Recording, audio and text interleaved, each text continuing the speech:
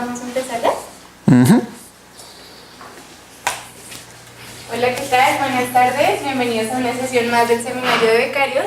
Esta es una ocasión especial, tenemos uno de nuestros invitados del CIMAT, Miguel Ángel Méndez, que nos va a hablar del monstruo del lago Ness al árbol de Cantor, brevario de un mundo de superficies infinitas.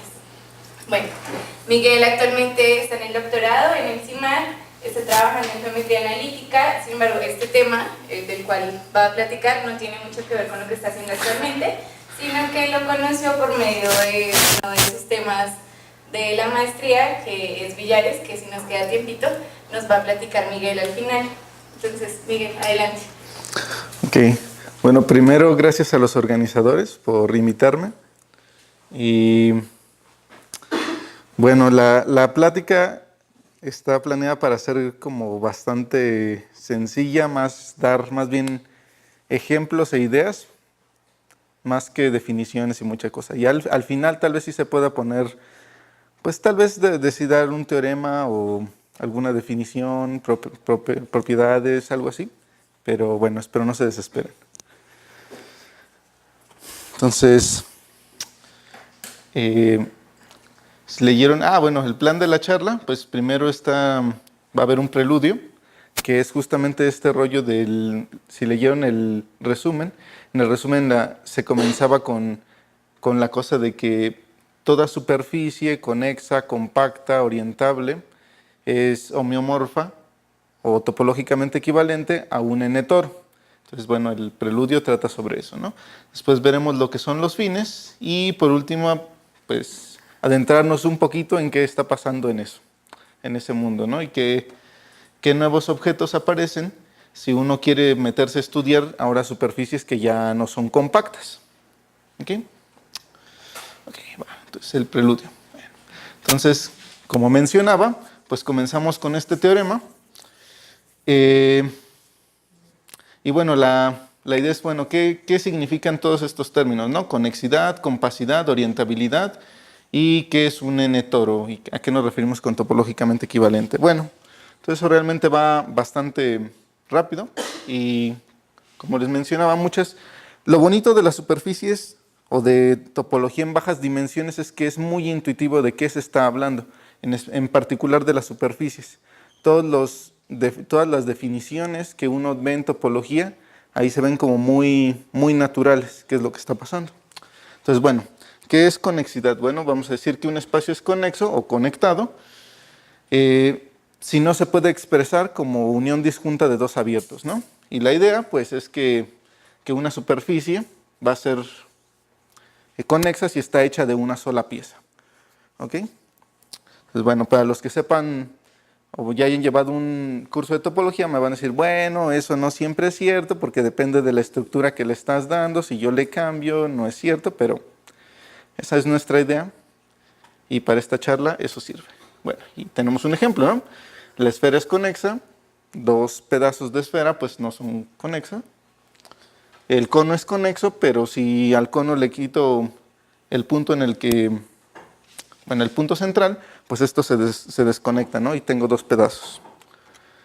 Ok, ¿qué es compacidad? Bueno, otra vez, para nosotros gracias al teorema de Whitney, vamos a tomar la definición de compacidad de la que tenemos en Rn, ¿no?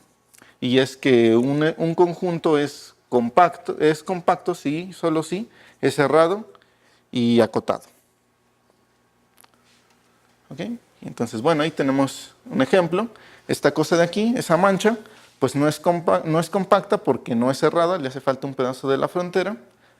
El cono infinito, pues no es compacto porque no es acotado. Y pues tenemos nuestro amigo el toro que siempre está ahí y pues ese sí es compacto, ¿no? Y hay una convención cuando hablemos de superficies y es que cuando uno diga que una superficie es cerrada, nos referimos a que no tiene frontera. ¿Ok? Entonces ahí está. El toro, otra vez, es cerrado, no tiene frontera. La banda de Mobius, si uno la considera con la parte con su frontera, pues no es cerrada. De hecho, la frontera es un círculo. El círculo, la esfera, si le quitamos un pedacito del casquete, pues otra vez ya no es cerrada. Y la botella de Klein, pues sí es cerrada, ¿no? Bueno, y para la orientación, bueno, de nuevo, una superficie va a ser orientable intuitivamente si se pueden elegir dos lados de la superficie, ¿no? El interior y el exterior. Y entonces, de nuevo, la esfera es orientable. La banda de Mobius, como habrán visto, es como el ejemplo clásico, canónico de que no es orientable, ¿no? El toro sí, y la botella de Klein, pues no. Okay. Bueno, y entonces ahora, ¿qué nos vamos a referir a que dos objetos son topológicamente equivalentes? Bueno, pues realmente la definición es que hay un homomorfismo entre ellos dos, o sea, una función que es continua y que su inversa es continua, con inversa continua. Pero, bueno, si uno se mete un poquito más como en la idea de qué es lo que está pasando ahí, uno puede hablar de deformaciones y entonces uno va a decir que dos cosas son topológicamente equivalentes y podemos deformar una hacia la otra de manera especial, ¿no? Y es que hay dos reglas que uno debe de respetar. La primera es que no se vale cortar y no se vale pegar, ¿no? Entonces, ¿qué cosa sí? Pues ahí está, algún tipo de deformaciones. Esa mancha de ahí como, pues quién sabe qué es. Bueno, se puede deformar en una esfera. La taza es el clásico ejemplo que una taza de café la deforman en un toro, bueno, la superficie de la taza. Y una bolsa con dos asas, pues es el dos toro. Y entonces, ¿qué cosas, por ejemplo, no se pueden hacer? ¿O qué tipo de deformaciones hay y que ya ahí se rompe la equivalencia topológica? Bueno, pues el caso clásico, bueno, hay un ejemplo, que es, bueno, tómense un paraboloide hiperbólico y empiecen a deformar, ¿no? Entonces, ¿qué es lo que haces? Agarras el cuello y lo empiezas a estrujar, ¿no? Entonces, ¿qué es lo que tienes? Pues tienes esto, pero hay un punto en el que esto de aquí se convierte en esto, ¿no? Y entonces aquí, esto de aquí sí son equivalentes, esto de aquí sí son equivalentes, pero aquí se rompió la equivalencia. ¿Por qué? ¿Qué es lo que hiciste? Pues lo que hiciste es que todo un círculo lo pegaste en un punto, ¿no? De hecho, para quien les guste teoría de singularidades, pues este es el clásico ejemplo de singularidad que aparece cuando tienes una fibración compleja. ¿Ok? Bueno, pues ya, ¿no? La idea es que dos espacios topológicos equivalentes pues poseen como las mismas, bueno, características de forma, por decirlo de alguna manera. Ok, entonces, ¿qué es una superficie? Bueno, una superficie es un espacio que es localmente equivalente al plano. Es decir, todo punto de ese espacio posee un pedacito alrededor de él que lo podemos deformar en el plano, ¿sí? Y entonces, ejemplos. Otra vez, el toro es superficie. Ese ahí como cono doble es superficie. ¿Qué no es superficie? Entonces, por ejemplo, consideren el plano y agreguen esta recta. Y entonces, ¿por qué no es superficie? Bueno, ¿dónde aparece el problema? Pues alrededor de este punto de aquí. Si uno se fija en una bolita alrededor de esto no puede ser equivalente a un pedacito del plano, porque de este lado, si yo quito ese punto, tengo algo que se desconecta, y de este lado, si yo quito este punto, pues esto sigue quedando conexo, ¿no? Entonces no puede haber una equivalencia topológica. Entonces esto de aquí no es una superficie. Y entonces, bueno, el ejercicio es, bueno, eso de ahí tampoco es una superficie. ¿Cuál es el argumento detrás? Bueno, esa es pregunta para ustedes, para que se diviertan en la charla. ¿Ok? Y entonces, bueno, regresamos al teorema, ¿no? Que nos dice que toda superficie ahora sí conexa, es decir, en una sola pieza, compacta y que es orientable, entonces es equivalente a un n de toro. Y pues bueno, presentamos al 0 toro, pues la esfera, el 1 toro, pues el toro normal, y el 2 toro. Y entonces el n toro, y pues lo que nos está diciendo el teorema es que toda superficie compacta, conexa y orientable, básicamente está determinada por un número, que es cuántos toros, cuántas asas estamos agregando. ¿Cierto? Podemos ver que la esfera no tiene asas, no tiene hoyos. Bueno, no tiene hoyos de esa dimensión. El toro sí, el toro tiene una, el 2 toro tiene 2 y pues el n toro tiene n, ¿no? ¿Cómo construyes el n toro? Pues pegando toros. Y entonces ese número es justamente llamado el género. Entonces, parafraseando el teorema, pues lo que nos dice es que toda superficie con esas características está determinada por un numerito llamado el género. Okay, bueno, entonces ahora sí, vamos a ver pues qué son los fines. ¿Okay? Entonces, ¿cuál es la idea de qué es un fin? Pues ahora nos interesa ver qué está pasando con superficies que ya no son compactas. Y entonces si yo les preguntara, bueno, ¿qué es un fin? O ¿cómo dirían, no? O sea, imagínense que yo tengo R. Y aquí está el 0. Yo les pregunto, entonces la idea es que un fin es una manera de medir cuántas maneras de irse al infinito uno tiene. ¿Sí? Entonces si yo les digo, bueno, R, ¿cuántas maneras distintas de irse al infinito tengo? ¿Qué me dirían? ¿Cuántas? ¿Qué les dice su intuición? 2, ok. Y si yo les pongo a R2,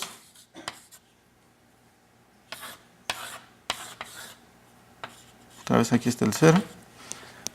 ¿Cuántas maneras de irme al infinito tengo ahí? Muchas. ¿No? Pero sí tengo muchas, pero al fin y al cabo todas son equivalentes, ¿no? De alguna manera. Entonces, la idea intuitiva aquí sería que aquí solamente tengo una, ¿no? No importa qué esté pasando. Entonces,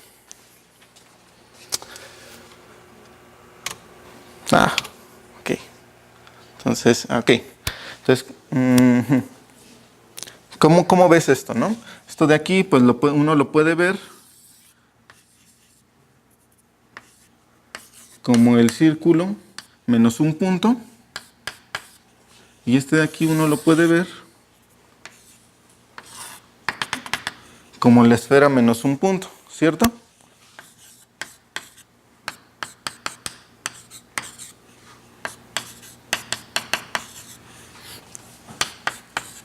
Y entonces, pues sí, exacto. O sea, lo que me dicen es como, ok, ¿cuál es la idea detrás? La idea detrás es que el concepto de finitud está atrapado mediante los compactos. ¿Sí? Entonces, ¿qué significa irse al infinito? Pues escapar de cualquier compacto. O sea, si yo me quedo en un compacto, pues entonces ya no hay manera de irte al infinito, ¿no? Porque un compacto está siempre acotado.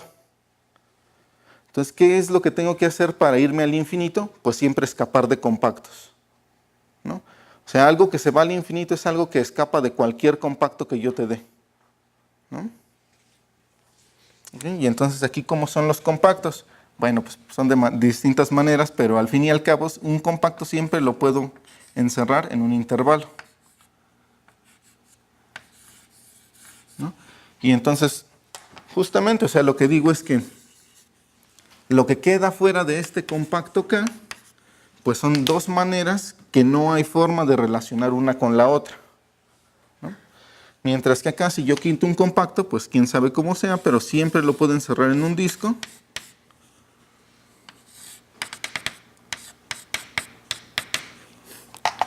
Y no sé qué pase fuera de ese disco,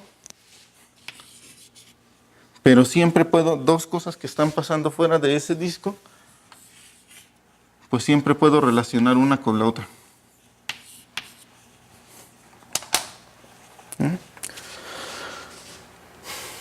Y entonces, pues viene una definición. ¿Recuerdan que les dije que no había definiciones? Pues sí, hay definiciones. Entonces, ¿cómo vamos a definir un fin? Bueno, pues tomemos una sucesión de abiertos que se van anidando, que son conexos y no vacíos, y cumpliendo dos características, ¿no? Cumpliendo dos propiedades. La primera es que la frontera de cualquiera de ellos es compacto, y la segunda es que siempre que yo les dé un compacto de la superficie, siempre existe un elemento de esta sucesión que ya lo dejo, que ya no lo intersecta, ¿no? Entonces,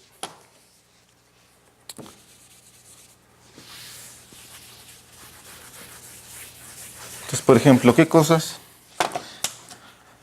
Sí, por ejemplo, si yo les diera esta superficie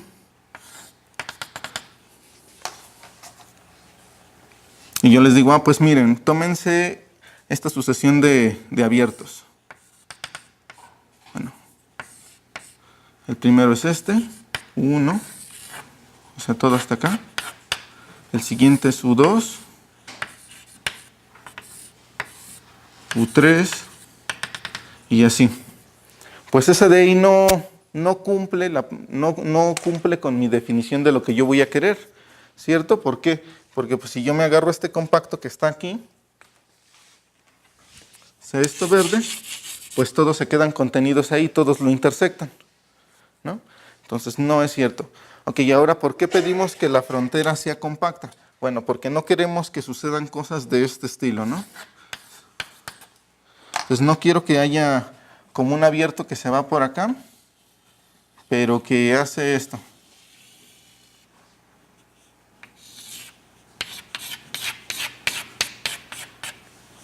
Y que va dejando como una parte fuera, ¿no? Lo que yo quiero es que vaya agarrando como el grueso de todo lo que... de toda la superficie. Pero bueno, entonces podría ser algo así.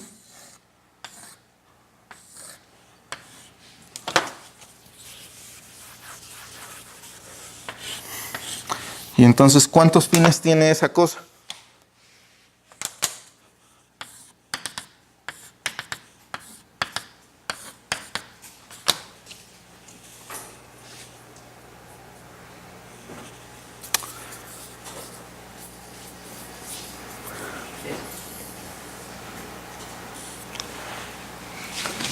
¿Cuántos? 3. Ajá, pues 3, ¿no? Como que, bueno, no sabemos porque todavía no hemos visto la definición. No, sí, ya está ahí. Pero sí, intuitivamente tiene 3, ¿no? Como que hay 3 formas de irte al infinito y pues no son equivalentes, ¿no? Porque bien yo puedo fijarme en este compacto de aquí.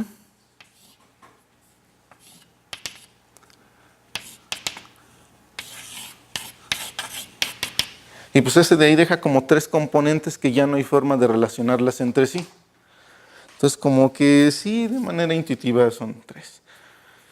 Entonces bueno, dices, defino un fin como una clase de equivalencia de estas sucesiones. Bueno, donde la equivalencia es esta. Entonces voy a decir, ¿me brinqué 2? No, así estoy bien. Voy a decir que 2 fines son equivalentes, digo, 2 sucesiones de estas son equivalentes si para cada índice de una de las sucesiones existe otro, o sea, si para cada abierto existe otro de la otra sucesión que se queda contenido en él y viceversa, ¿no? Entonces, o sea, cuando yo elijo una sucesión aquí, algo que se está yendo, pues hay varias maneras, ¿no? Bien, yo podría elegir esta de aquí, U1, y luego algo que se va así, U2, y va agarrando todo esto, pero pues también podría elegir algo que se ve de esta manera, o sea, que se ve como tubitos, o que se ve como algo deformado con la... Pero pues esas cosas están como midiendo lo mismo, ¿no? Entonces justamente es lo que nos dice esa relación de equivalencia, que no importa en sí cómo es la forma o las fronteras de esos abiertos, sino lo que importa es en qué parte o hacia qué componente se están yendo. Y entonces, pues así vamos a definir lo que es un fin y vamos a denotar por fines de S al conjunto de fines de S. ¿Ok? Y entonces, bueno, aquí es como interesante porque pues ya hemos visto varios ejemplos de fines, ¿no? Entonces, como dices, bueno, a ver, ahora calculen uno chido. Dices, bueno, pues considérate la escalera infinita.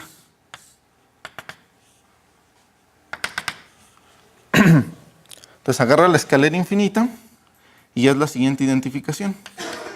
A0 con A0. A1 con A1. Bueno, y creo que ya se entiende, ¿no? A2 con A2. Y vas pegando estos lados. Y de la otra manera, pues también vas a hacer lo mismo. B0 con B0. B1 con B1 y así. Entonces este de aquí lo pegas con este aquí lo pegas con este, y estos de acá iguales, ¿no? Y entonces la pregunta es, ¿cuántos fines tiene esa superficie?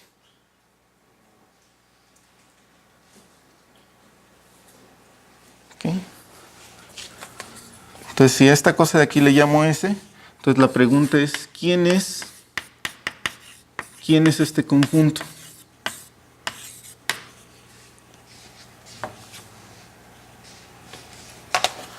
¿Ok?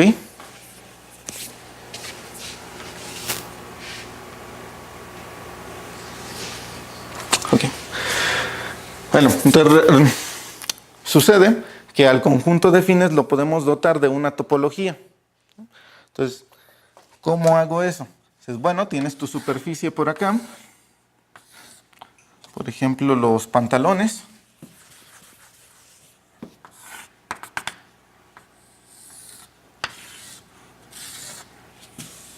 No se ven tanto como pantalones. Okay.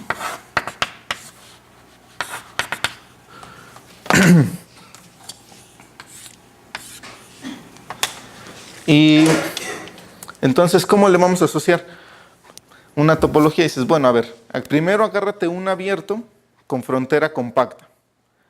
Y fíjate en todos los fines. Entonces, por ejemplo, ok, bueno, primero eso. Entonces, y fíjate en todas las sucesiones, tal que para cierto índice, los elementos de esa sucesión se quedan contenidos en este abierto. Y por lo tanto, para todo índice a partir de este n, porque están anidados. ¿Sí? Fíjate en todos esos fines. Entonces, bueno, la proposición resulta que esta familia es base para una topología. Y esa es la topología con la que se va a dotar a este conjunto. ¿Sí? Entonces, a ver, ejemplo. Si yo me agarro este abierto,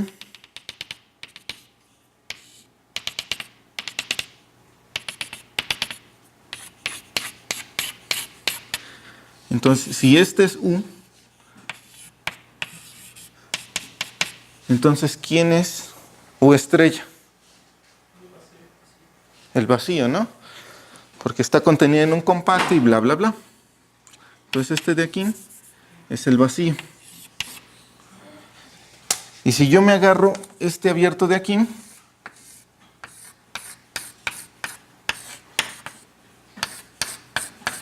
¿quién es? Y este le llamo B. ¿Quién es B estrella?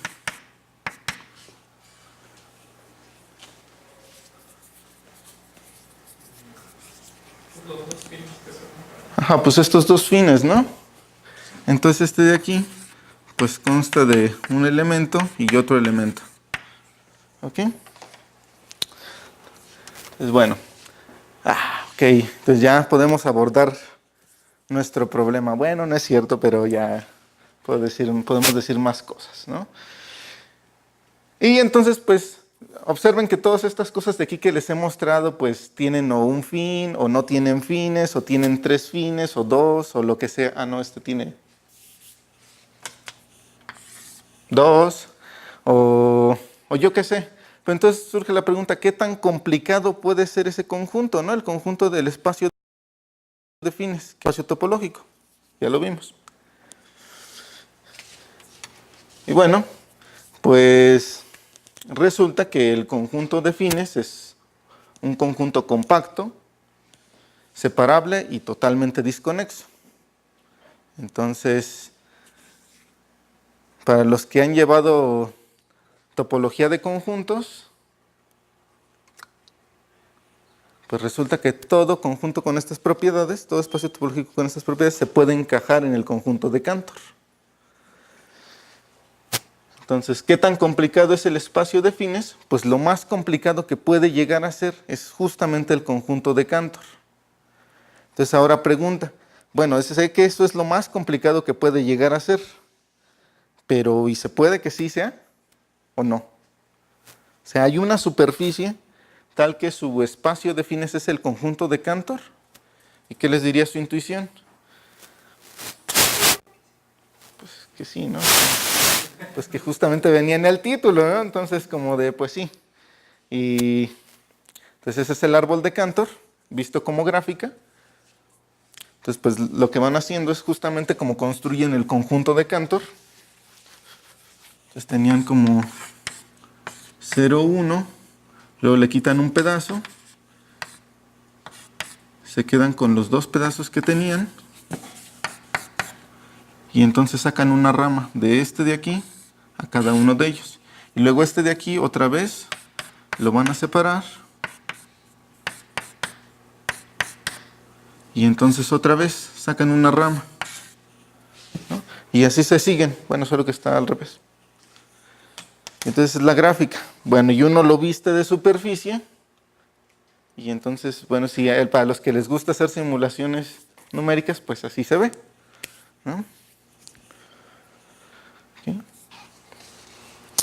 Entonces, bueno, ok, perfecto, pues sí, resulta que sí existe y de hecho por esta misma construcción, pues cualquier subconjunto del conjunto de Cantor es construible como espacio de fines de una superficie.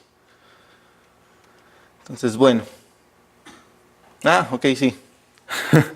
Ahora, bueno, dices, bueno, sí, en un inicio enfatizaste mucho esto que si el género y quién sabe qué onda.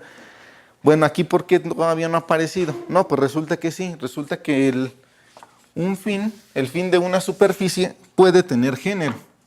Entonces, por ejemplo, uno puede considerar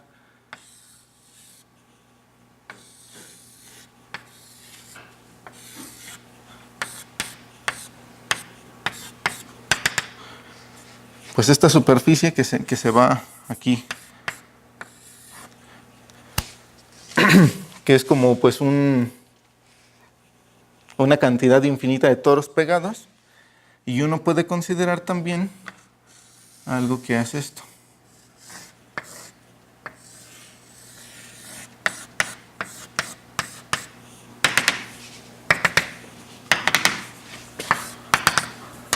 Y pues resulta que estas cosas no son topológicamente equivalentes, ¿no? Dices, no, pues es que ¿por qué no? Ah, pues la cosa es que de este lado, los dos tienen dos fines, ¿no? Pero de este lado los dos fines tienen género que nunca desaparece, ¿no? No importa qué tanto yo avance, siempre tiene género. De este lado no. ¿No? Sí, entonces, bueno, sí importa el género, ahora en superficies infinitas. Bueno, entonces vamos a decir que un fin de una superficie es planar. Bueno, de hecho está mal. Bueno, no está mal, pero puede hacerse más sencilla esa definición. Ok. Entonces voy a decir que un fin es plano, o que es planar, si a partir de cierto abierto, a partir de cierto elemento, la componente conexa en la cual está contenido ese abierto ya no tiene género. ¿Ok? Entonces, por ejemplo, aquí, pues este fin es plano, es planar, y este no. Este de aquí no tiene ningún fin planar. ¿Sí? Y entonces vamos a denotar por fines de estrella al conjunto de fines planares. ¿Ok? Y tran, pues, entonces tenemos este teorema de Richards y Cregard Quereyarto, no sé cómo se pronuncia, pues que dice que la clase de equivalencia topológica de dos superficies justamente está caracterizada por el espacio de fines y el espacio de fines planares. Es decir, cómo se están anidando una dentro de la otra, y el espacio total es justamente lo que me caracteriza ahora sí.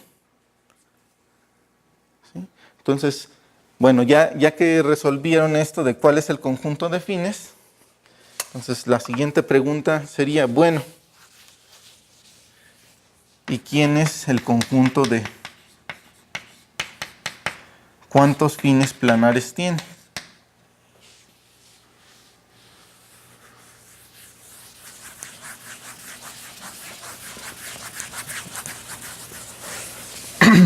Y entonces aparecen pues criaturas bien bonitas, ¿no? Porque dices, bueno, ahora suponte que tú dices, tienes fines de S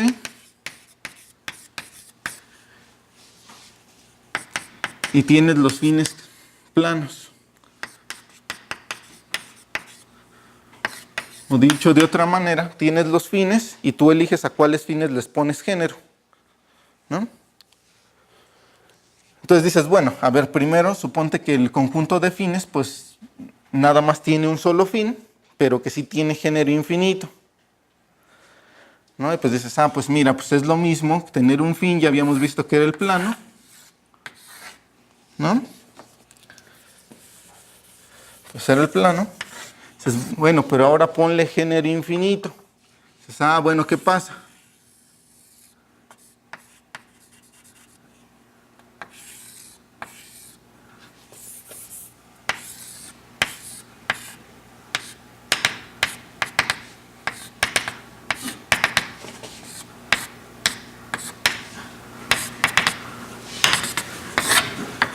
Y entonces aparecen estas criaturas, ¿no? Que pues en un inicio uno no sabía que estaban ahí. Y pues sí, ese es el monstruo del lago Ness, ¿no? Que bueno, ya con un poquito más de arte, así poquito, pues ahí está otro, ¿no? Entonces bueno, está el monstruo del lago Ness. Dices, bueno, ahora, ¿qué otros objetos, qué otros seres aparecen? Dice, pues mira, ya viste que tenía un fin y género infinito. Ahora, ¿qué pasa si tiene ahora dos fines y género infinito? Y pues lo que aparece es, entonces, cuando tienes dos fines y género infinito, aparece lo que se conoce como la escalera de Jacob.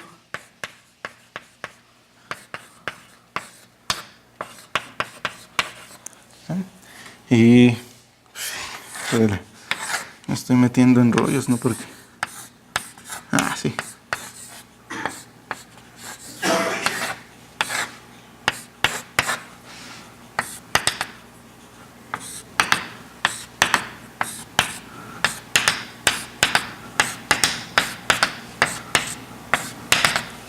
Y entonces pues ahí tienes dos fines y los dos fines tienen asas, ¿no? Tienen género.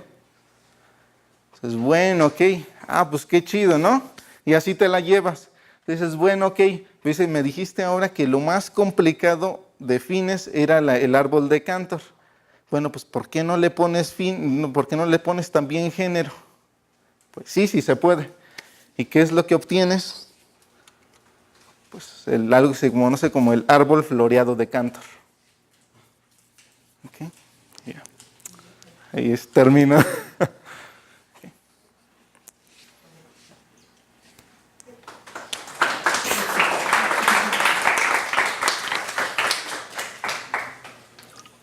Te agradecemos.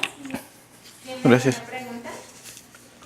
Oye, y si en tu definición de fines pones menos restricción como de que las fronteras no sean compactas, eso por ejemplo en el plano se rescata compactaciones distintas como la de Alessandro, como pegar una recta proyectiva o algo así. Ya, sí.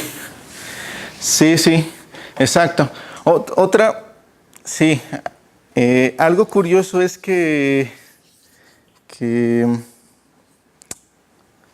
no hay una manera única de definir fines, ¿no? Depende en qué espacio quieras trabajar, tú puedes definir lo que Por ejemplo, Milnor tiene otra definición de fines que es mediante una función que asocia al conjunto de compactos, le va asociando abiertos en las componentes conexas que obtienes de la superficie menos esos compactos. Y Freudenthal tiene otra que es mediante rayos, ¿no? Entonces, por ejemplo, esta es mucho más intuitiva para el caso de curvas o cosas así, ¿no? O árboles. Aunque no sé si hay teoría como detrás de Sí. cambiar tu idea de cómo está el infinito. Ajá, justamente, ¿cómo atrapas ese concepto? Y la idea de esto de rayos es como, pues, meter, ¿cuántas formas tienes de meter digamos, cero infinito en tu superficie o en tu espacio topológico, ¿no?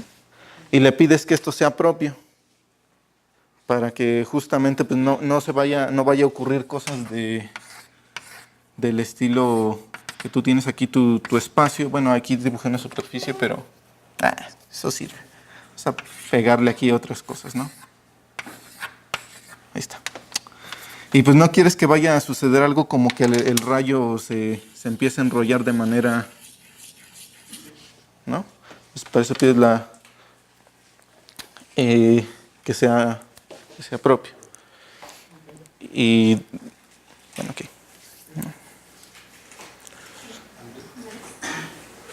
Solo escuché esto de un teorema del género cero.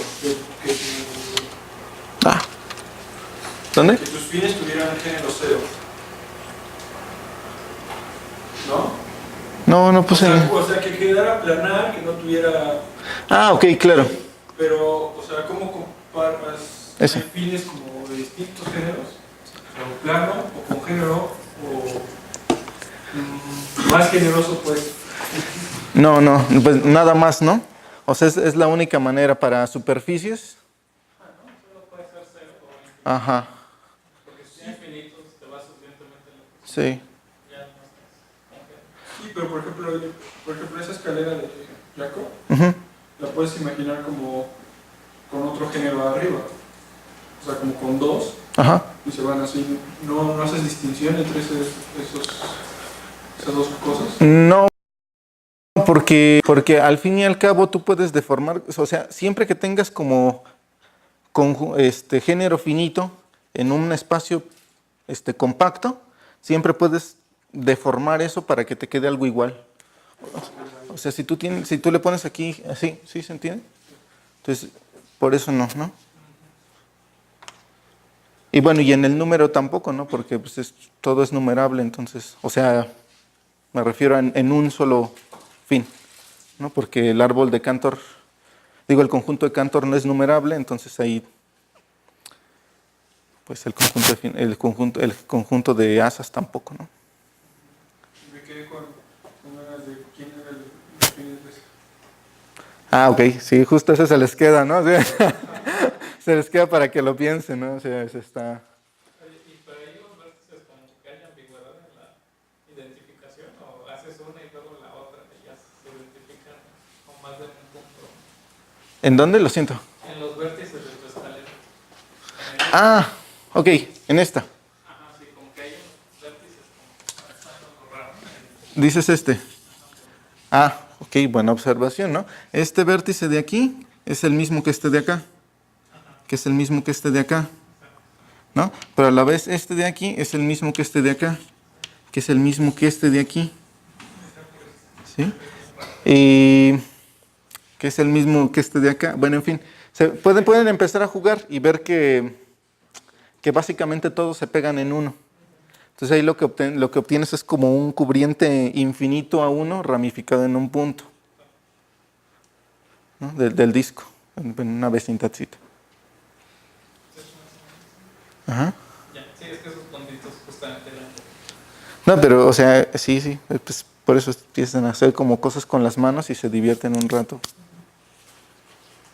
Entonces, bueno, ok. ¿Tiene alguna otra pregunta? Si no hay más preguntas, te agradecemos de nuevo, Miguel. Ok, pues gracias.